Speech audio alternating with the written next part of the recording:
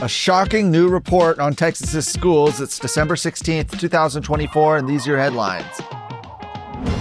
A shocking new report reveals a pattern of what researchers are calling state-sponsored child abuse within the Texas public school system. This report documents thousands of complaints of sexual and violent misconduct by teachers and other school employees and shows a majority went uninvestigated by the state. This comes from parent advocacy group Texas Education 911, who released the state-sponsored child abuse school employee misconduct in Texas report last week, following 2 years of research. The group analyzed school employee misconduct reports submitted to the Texas Education Agency between September of 2021 and July of this year. Researchers found nearly 7,000 reports of physical and sexual offenses by taxpayer-funded school employees perpetrated on students in Texas schools in just 34 months. Alarming evidence also shows that a majority of those misconduct reports, 61%, weren't even investigated by the TEA. Now, TEA Commissioner Mike Morath had testified during a September Senate Education Committee hearing that the agency doesn't have sufficient administrative resources to review all the complaints that it receives. Well, the data showed increasing numbers of misconduct reports were submitted each year, yet few complaints resulted in the TEA following the legal mandate to revoke state-issued educator certificates. According to the report, among the 1,400 allegations of a school employee's inappropriate sexual relationship with a student, only 14% of the accused faced permanent mandatory revocation of their certificates. The report also noted that 30% of new Texas teaching hires are uncertified and pre-employment screening practices are inadequate. One solution supported by Texas Education 911 is to create an independent Office of Inspector General of Education that's authorized to investigate waste, fraud, and abuse. Other changes recommended in the report include reforming educator hiring practices, revamping misconduct reporting and investigation systems and processes to the professional level expected from one of the largest enterprises in Texas, removing barriers to civil and criminal liability of abusers and those who protect them, guarantee transparency, accountability, and due process protections for all, and to close loopholes that allow criminals in Texas schools to walk free. Harris County District Attorney Kim Ogg has said she's seeking the death penalty for the 2 illegal aliens who have been charged with the murder of 12-year-old Jocelyn Nungaray earlier this year.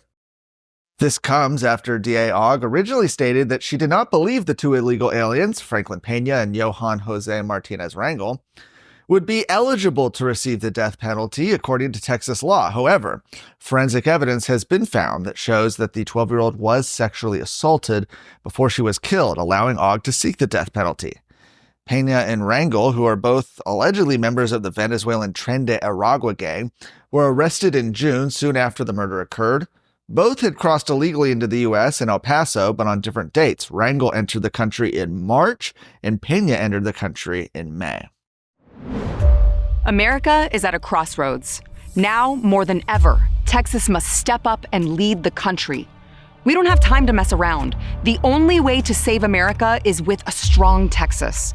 You and I know this, but so do the enemies of life and liberty. Therefore, you and I have no choice but to stand up and fight. I'm Sarah Gonzalez, and to the enemies of liberty, I say, come and take it.